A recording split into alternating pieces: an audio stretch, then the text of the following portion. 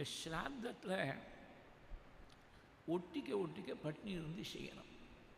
தீர்த்தம் கூட குடிக்கப்படாது, அப்படி தான் இருக்கணும்.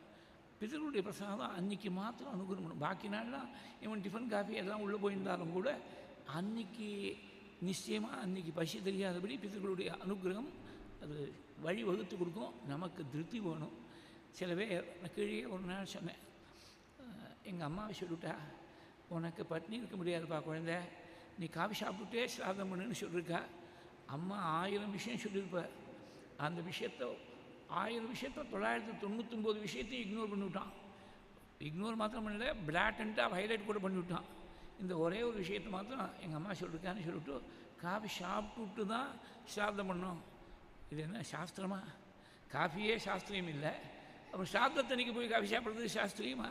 எங்கள் அம்மா சொல்லியிருக்கான்னு சொன்னால், அம்மா சொன்னால் அது பிரியத்தால் சொல்கிற வார்த்தை, அது பிரமாணமாகாது. கீழே அதை பற்றி சொல்லிவிட்டேன்.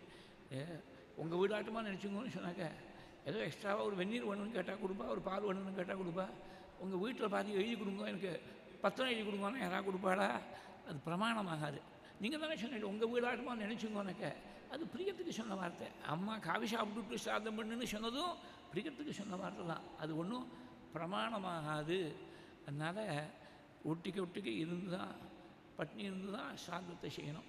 சில பேர் குளிக்கிறதுக்கு முன்னாடி காஃபி சாப்பிட்டா பரவாயில்லை, இவாளா ஏதாவது சாஸ்திரத்தை க்ரியேட் பண்ணிக்கிறது. எந்த சாஸ்திரத்தில் இருக்குதுன்னு எனக்கும் தெரியல. யாராவது வாக்கியம் இருந்தால் கொஞ்சம் காட்டுங்கோ.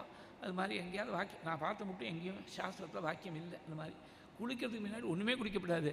அப்போ 2 தோஷம் வந்துடுது. குளிக்கிறதுக்கு முன்னாடி குடித்த தோஷம் ஒன்றும், ஸ்ராத்தத்தன்னைக்கு காஃபி சாப்பிட்ட 2 தோஷம் தான் வந்துடுது. குடித்தப்புறமும் குடிக்கப்படாது, குளிக்கிறதுக்கு முன்னாடியும் குடிக்கப்படாது. பேசாமல் நம்ம மாட்டில் பாக்கி நாளில் பூஜை மாத்திரம் இருக்கக்கூடாது. அன்றைக்கி ஒரு பாலை சாப்பிட்டு பூஜை பண்ணலாம். பித்திருக்கர்மா எப்போதுமே அது தேவதா காரியத்தை விட அதுக்கு கொஞ்சம் கெடுபிடி ஜாஸ்தி. 10 நாள் முன்னாடியிலேருந்து பெரியவாள்லாம் அப்பா வரா அம்மா வரான்னு சொன்னாக்க அதே ஸ்மரணமாக இருப்பா. ஒரு 100 கூட எக்ஸ்ட்ராவாக தொங்கப்படாது, எங்கேயாவது தப்பி போயிடப்படாது, மடி தப்பி போயிடப்படாது, அப்படியெல்லாம் இருப்பாள். அதனால் ஒட்டிக்க உபவாசம் இருந்து தான் செய்யணும். இது ஒன்றும் 5-6 விஷயங்களில் பறையணத்தில் ஒன்று பார்த்தோம்.